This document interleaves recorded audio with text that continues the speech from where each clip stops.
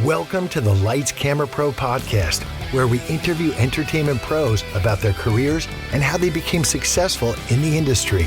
The secrets to their success here every week. Here's your host, Sean Ventura.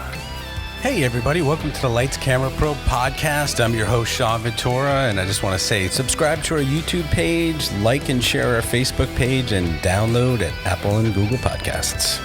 Our guest today is Justin O'Neill Miller. He is an art director for huge movies. I can't even list them all. He worked on The Walking Dead, The Rock's new movie, Black Adam, Christopher Nolan's Tenet, and so much more. It's going to be fun. He's got some great stories. He's also a filmmaker himself. Here we go. But let's just start with asking the first question of how did you know you wanted to be in the film and TV industry?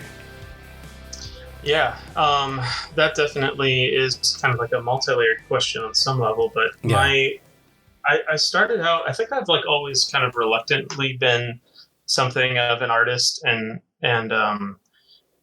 have kind of rejected that on some surface level, probably, to my own detriment, but I've always kind of like wanted to be an artist, I think, but not call myself an artist. And in high school, I really, started to fall in love with movies. I think like almost every American, if not person on the planet, right. At a pretty young age. But then by high school, I was starting to explore it with just whatever cameras, like family cameras we had laying around. And we would make little sketch comedy things with my buddies. And then I also was in a punk rock band in Middle Georgia. And so I really was like putting a lot of energy into music, but like kind of just flirting around with, filmmaking for fun. Right. In college, I went to Georgia Tech for architecture, and I also got to take quite a few film study courses there. And so I think that was where I really started to kind of become aware of the intricacies of the writing directing process in particular, and just how much you can do with it. And I think that a lot of the way that architecture is taught now is kind of like it's like they have storytelling envy or something. Right. It's like it's a lot of it doesn't feel like, hey, this is how you build things and this is how you create structures for people to inhabit and enjoy. It's more like, what do you want people to do when they inhabit your buildings, and how do you want them to feel and stuff? And it's like, so I think that I, in a lot of ways, like started rejecting that and leaning more towards film, to the point where in my final year, my 5th year of architecture studies at Georgia Tech, I practically did no architecture and did all filmmaking. I mean, it was like every time they would assign a project, I was like building a film instead, or doing something that was reinterpreting the assignment. And it turned out to be way more successful than I wanted, because I think I was trying to really like reject that whole school of thought, and just me being dumb and punk rock, I think. But then I ended up like, the project that I had, which was intended to dismantle the assignment, like basically ended up winning the kind of like thesis prize. Cool. So it was, I think that's when I really kind of, I remember the feeling of showing that film to that small group of people, and it being just a really like important moment. And though I continued to study or to practice architecture for the next 4 or 5 years, and to build houses and try to get some real practical knowledge that did inform my art direction career, I think that that's probably the moment, like when I had made that film and was kind of like showing it to that jury, that I kind of got the bug and knew that I needed to do it. Right. To make a feature, because that's what you want to do, right? Eventually is make a feature. That's right. Get the funding and all that. For sure. As far as what was the first art department job that you got, and how did you get that? I think people are really interested. This is a really exciting story. And actually it's one that I look really favorably back on. I really had no idea what the art department did in reality. I had devoured all of the behind the scenes stuff I could find, and especially Lord of the Rings stuff. Mm-hmm. And even with all that knowledge, the film study knowledge that I had at Tech, the really indie filmmaking experience that I had, and the architecture experience, I still didn't realize like how you need somebody to have a vision that's a lot like an architect kind of, and then you need to have people that actually draw it and build it.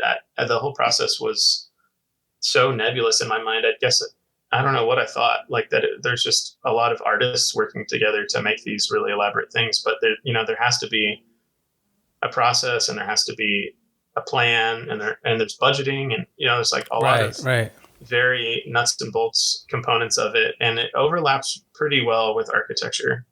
So as soon as I got laid off, I was like, well, I'm going to be a filmmaker, and I think a lot of people were like, man, I'm sure that you can, but like you have 2 kids, and that's really irresponsible. It's tough to be an actor, filmmaker, and have nothing and have people be like, oh, okay, you have 2 kids and they need health insurance. What are you doing, dude? Absolutely. Yeah. And that was like really the, there was not a huge grace period that we had kind of built in after being laid off. Like the firm did what they could for us. And it was, I felt like it was pretty generous, and I saw it coming. So that's why I had applied to schools and all that. But yeah, ultimately it was me like not knowing where to look. Luckily the film industry was just starting to move to Georgia. Right. It was like in its infancy practically then. And I went to film festivals. I just called anybody that I could think of that like had a connection, or anybody that, I felt like I knew, which was in the film industry, which was not hardly anybody. I met a local filmmaker at the Macon Film Festival named Eric Blue, and he got me in touch with people, and then those people got me in touch with other people.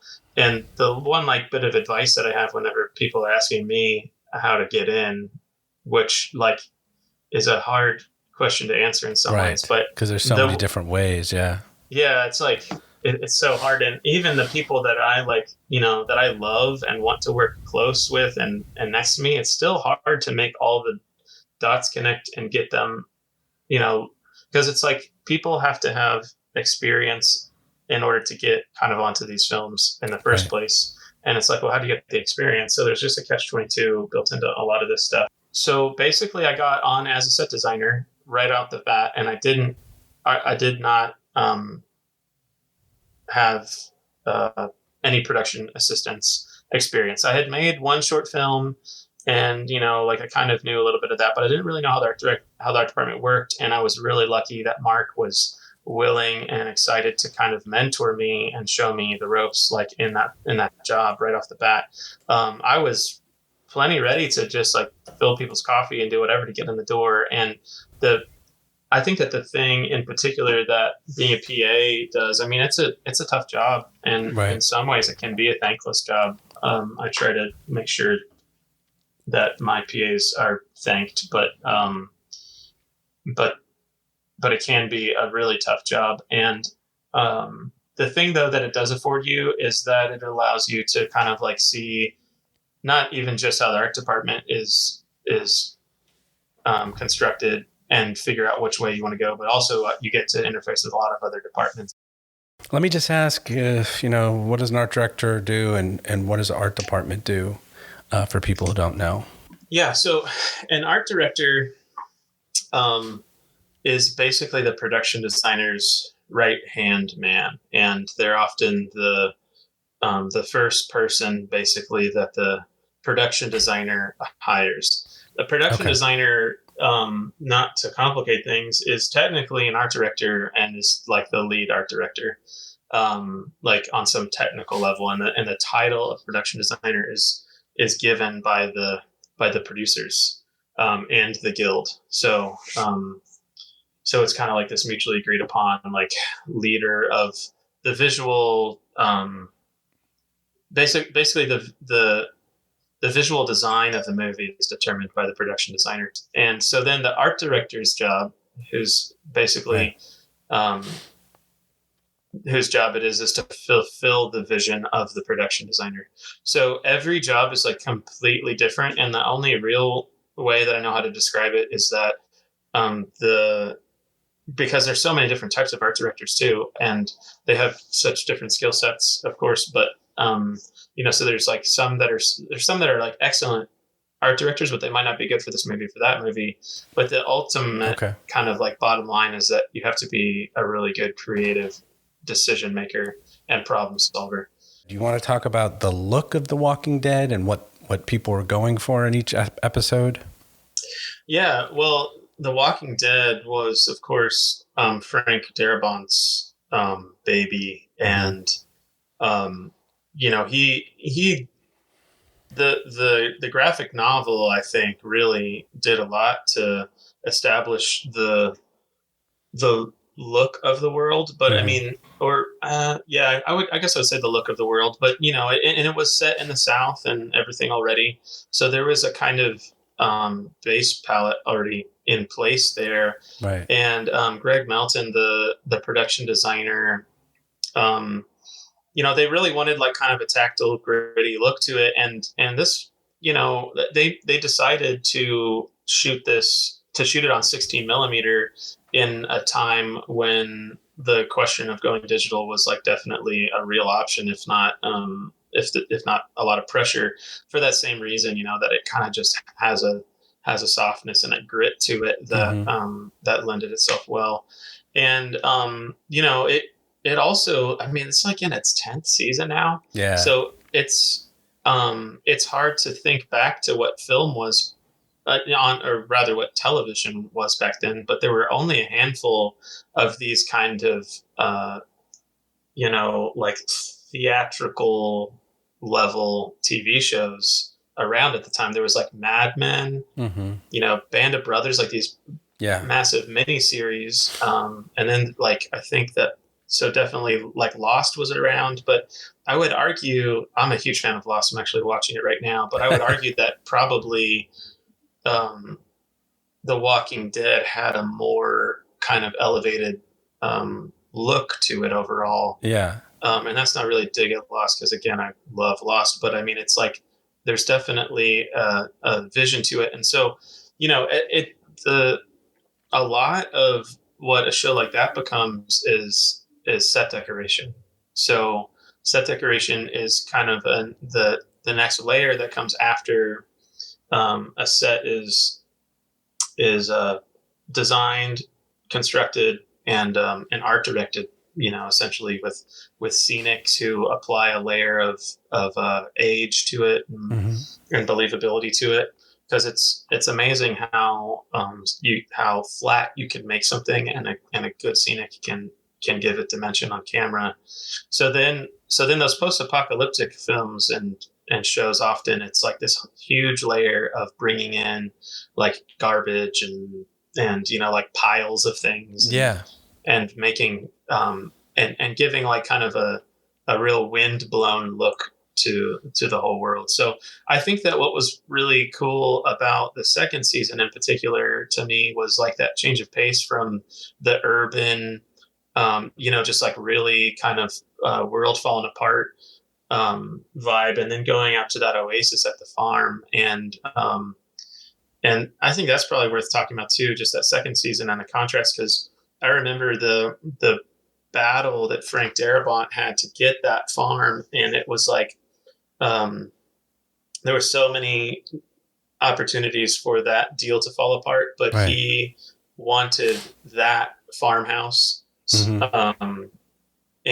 that farm, and it was such an important part of the vision that he had and that Greg had for the second season, that I mean they really went to bat for it. And then so then there's a barn that burns in the second season, and we designed and built that from scratch, and then burned it down. I remember, just to give you a little break, I remember watching the first couple seasons and being blown away and jumping out of my seat watching it. It was so scary at times, so believable, that world.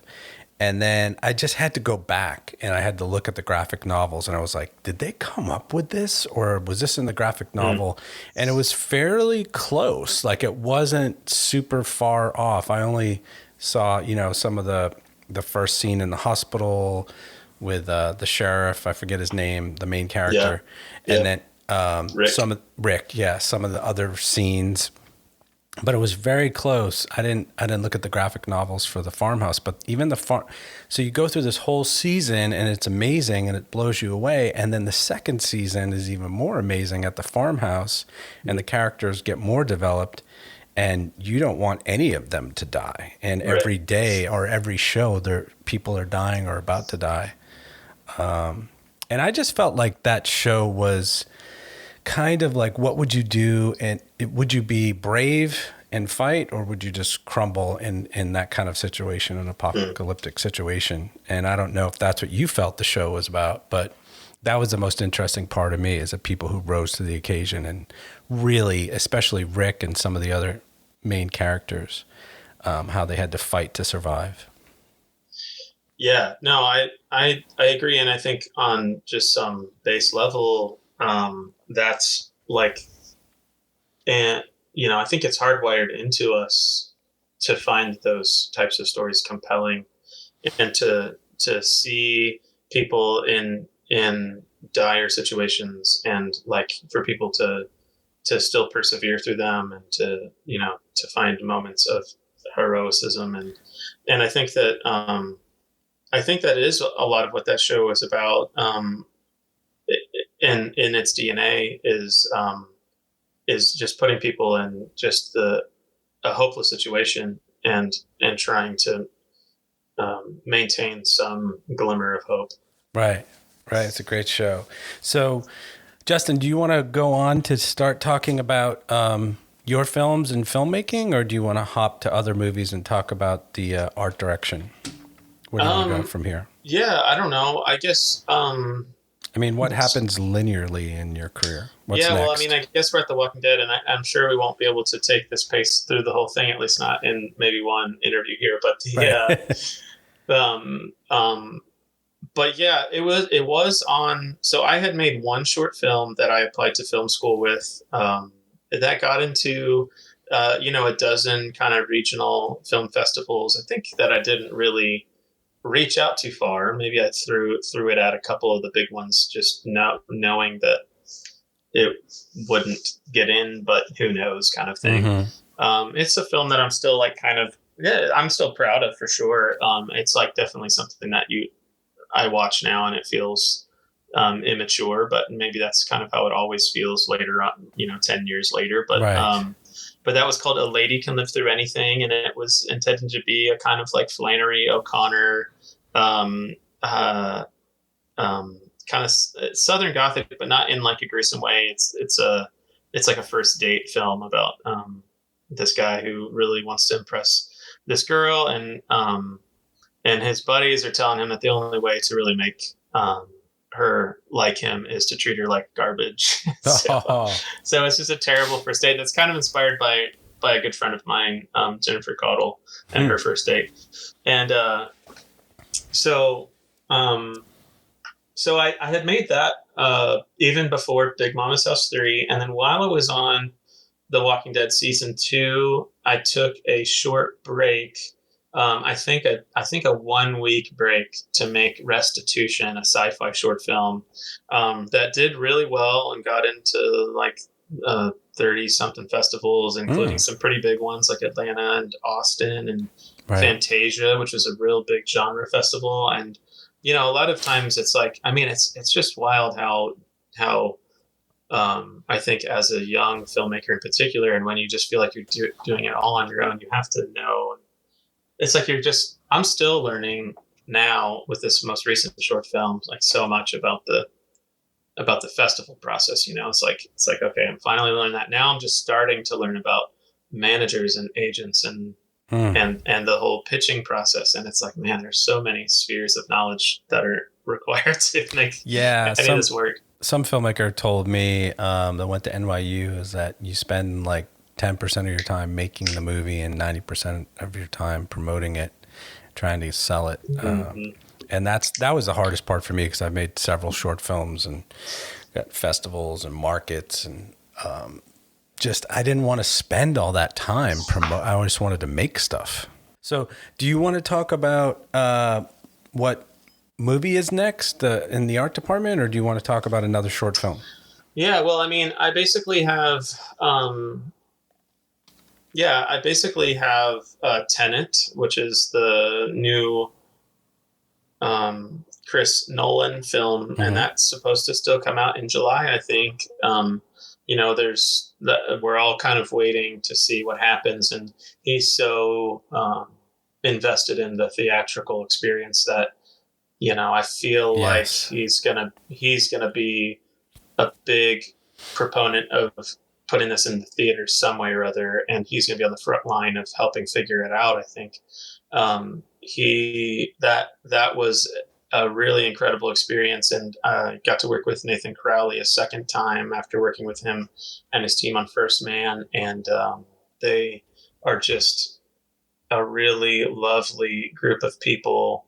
It feels like a family in a lot of ways working with them, and there's just such a cool camaraderie, and there's very little I don't know, like even sometimes in the best of situations, it's kind of like it's like, oh wait, you're sending Justin over to help on my set, like, and there's like there's kind of like an affront taken a little bit, or like a nervousness about it, but that's just like non-existent on their projects, and it's so collaborative because everything's constantly, like, both on First Man and Tenet, and pretty much all of Nathan's films, I imagine.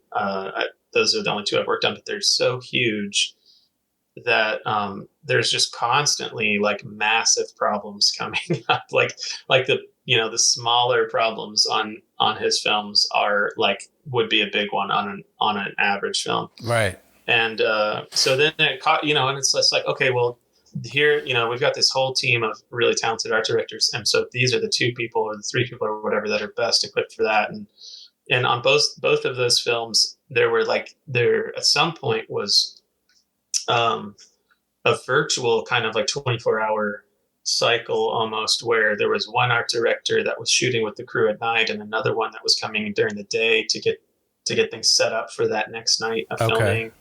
And there's just like a really cool teamwork that is pretty unique, I think, to that team. And can you talk about the team? Just talk about both movies, and maybe just a little bit about the look of each movie, because I read that the Christopher Nolan movie is like World War III time travel, and then First Man is obviously about space flight, going into outer space. It was cool to get to work on both of these. I grew up on the space coast of Florida, and always have been fascinated with the space program, and even more so, I think, as I kind of decoupled from Florida and got landlocked in Georgia, and when the opportunity to, like, when I heard that First Man was coming, I had already been in touch with Eric Osuski, the supervising art director, and reached out to him and let him know my background a little bit, and that I have kind of like a quasi engineering background with art and an architecture background, and that I would love to kind of get into it. And so it was really cool, because that film in particular was so, I mean, from every level, from Josh Singer's script to this massive document that Damien Chazelle made, that just really kind of like went beat by beat through the story, and described with images and in kind of prose the way that each scene should feel and how the movie should feel. And so there was a real documentary like inside the hatch with these guys, and just like there's very few of these kind of like dramatic, beautiful 2001 shots from somewhere in space looking at them. Mm-hmm. It's like you're just in the vessel with them, and so that one, being a period film and a history film, was very much about recreating what was there. Okay. I think one thing that really surprised me about working on First Man was how dirty we made everything. Mm. Nathan, very, he's so experienced, and he was an art director on Braveheart, and Okay. he's like, and he's done some of the most amazing looking films. He has a really kind of unique look, I think, to his films, and he basically says the camera cleans it up, and so he kept asking for it to be dirtier and dirtier, and at some point I was like, man, this is so dirty. And sure enough, it's like when you see it on screen, like you don't, yeah, it's like it just adds like a texture to it or something. And so there was, on one hand, this really this real rigor to the historicity of the film, and then we would add this layer of like grime on everything, that just gave it like, it really did give it a cool texture that doesn't feel so sterile. And because it's like, I think that a lot of other shows and space shows and stuff will recreate this kind of NASA era things, like Apollo mission environments, and they'll do it historically, but they feel so like clean and sterile and strange, like almost fake now, just because of by nature what they are, and how the camera kind of captures it. But Kubrick, as I understand from reading several articles, when he did The Shining, he essentially had it in I forget, Shepperton Studios or whatever in England. He had it set up like a play, and so all the lights were on all the time, and you could walk from room to room, and you would never lose it by like, okay, last take, and then now let's move everything to the next room. And it's kind of crazy for him to do it like that, but he wanted the actors to be able to stay in that world when they went into the hallway or the kitchen or the next bedroom or something.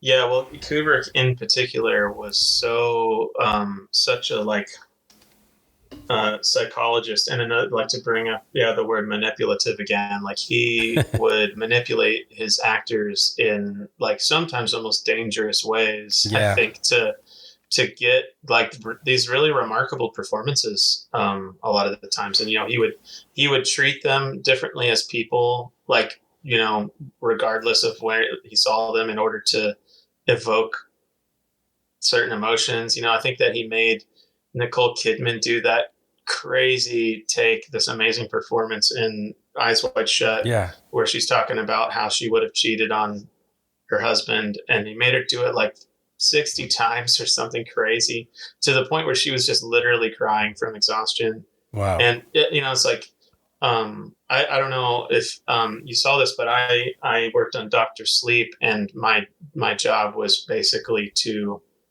I art directed a lot of the rebuilds of the Overlook Hotel, and I also drew the Colorado Lounge. So I like really got to dig into some of those original drawings and everything. And yeah, I mean, I was surprised to learn that the entirety of, there's like one helicopter shot or maybe there's two helicopter shots or something, where they're photographing in a real place. But other than that, it's entirely built. Like the facade is built. Yes. The interiors are all built. I saw something about that. And just so people know, Dr. Sleep is like The Shining Part 2, right? With you and McGregor. Virtually. Yeah. I basically am, on the very tail end of promoting and traveling with my short film Peggy, which is just a pretty straight 12-minute comedy about a perfect suburban housewife that throws a birthday party for her son, and things go kind of horribly wrong. And that film kind of exceeded a lot of my expectations about what a short film could do for me. And it played at some really cool festivals like Tribeca and and I traveled probably to 20 or more of the festivals that it played at. Like I really was flying places every weekend for a while to promote it and just to, try to build my network. And that, of course, couldn't happen today where these things aren't even happening in person. They're all all the festivals are going online this year, which is pretty wild to see. And I think sad is probably the right word for it. It's making me very grateful that I kind of did that last year, knowing now that couldn't do it now. Available. Yeah. So it did really well. It got into like 70 something festivals, and it won like 20 best short film awards at these festivals. And it's in a lot of ways too. I mean, it's it definitely exceeded my expectations of what a comedy film I think could do for me. I don't really consider myself a comedy filmmaker, though it is something that I've always enjoyed and I've known is really difficult.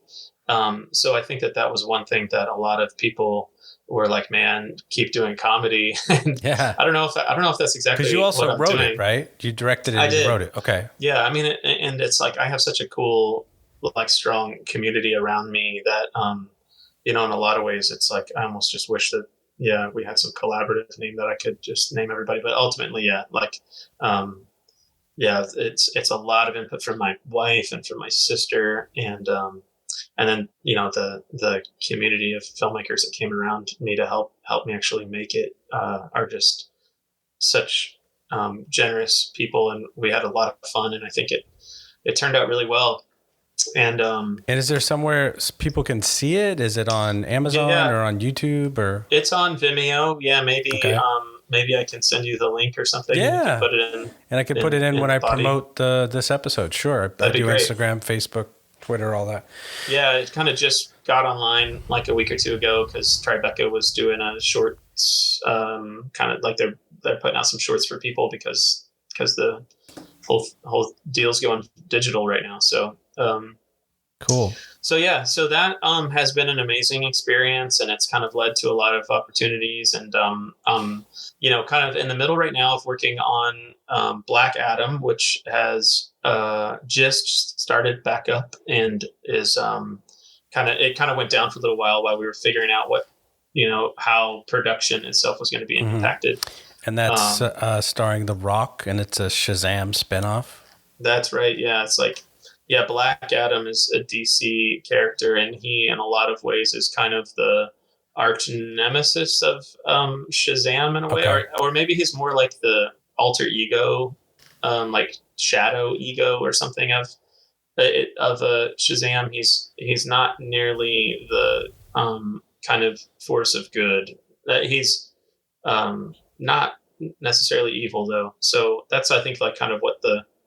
It's kind of like Venom and Spider-Man. Yeah, I think that's a pretty good comparison. Yeah, close. Probably even, I mean, a less like overtly like weird and like I think they tried to maybe like humanize Venom even more than like I grew up in like the mid '90s comics, and Venom and then Carnage to me were like just like these abominations kind of. But but I think that Black Adam is just kind of like I think at least more overtly selfishly motivated character than Shazam. Black Adam is a superhero movie. It's a DC movie. Was that different to work on as far as art directing and art department, the look and all that for you? It's a huge movie. It's I've like always loved the scale of the Lord of the Rings and the approach to world building in that film, and I would say that maybe the closest thing that I've done to that scale of things so far is Hunger Games. Okay. In a different way, though, I think that this might almost be a little bit more like that Lord of the Rings, like kind of world building. And there is actually going to be like a lot of extension either like through, like, we're still figuring out a lot of the film, and I think it's shifting, especially now in reaction to COVID, because we haven't gone to camera yet. We Right. won't, I think, until October. And that approach, there's like a really kind of holistic approach to the world building in this film that is neat to see. And there's a really cool, talented team with just some amazing digital, like the digital tools that we have now too with these films are like, even just compared to when I was working on Hunger Games, it's just a different game, I feel like. So like, I think that visually it's just a striking world that we're building, and I'm excited for people to see that. All right, so let's wrap it up and just talk about any advice, because I know you took kind of a different route. You were doing the architecture thing, and then you got into movies. But any advice you have for people who want to get into the movie business and work in the art department? I don't know the last time that I had to really kind of like, I mean, I guess I shouldn't say I don't interview for projects, but it's more like at this point, people are just like passing my name on and hiring me. And it's like such a word of mouth process at this point. It's such just like a trust in people. Like, if you trust a person and they're like, hey, you need to hire this person, then you're just going to basically do it. And like, earning people's trust is such a huge component, I think, of making a career in this industry. There's like very little of these like 4-page CVs, and like, you're not going to interview with like 6 people to get to that is like, the process is so short sometimes.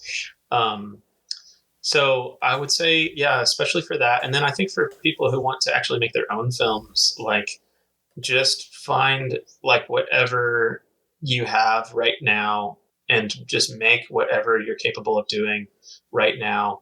I think that I am maybe, this is like a do as I say, not as I do kind of thing.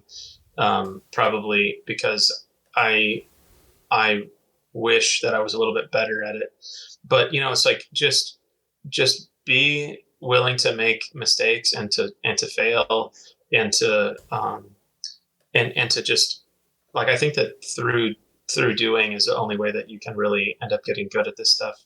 So cool, man. I mean, you've just done so much work and so much great work on really big movies with amazing directors. Yeah, thanks for having me. It's not it's weird for me to talk about myself, I think, but I think it's probably good sometimes too. Yeah, no, thank you, Sean. It's been nice, and hopefully sometime soon we'll get to meet in person. Yeah, that would be great, man. Thanks, Justin. Have a great day. See you, Appreciate Sean. it. Bye. Okay, bye-bye. Thanks for listening to the Lights Camera Pro podcast, where entertainment pros talk about how they made their dream into a career. Subscribe to our YouTube page, like and share our Facebook page, and download at Apple and Google Podcasts. Thanks to Bob Juergens for the Rockin' VO and Joseph McDade for the music. Next week, we have a very special guest, my good friend Matt Foster, who works at Adult Swim. This guy worked his way up from internship. It's a great story. He's worked on Squidbillies and Aqua Teen Hunger Force. Oh my God, if you love Adult Swim, you got to check this out. Tune in next week.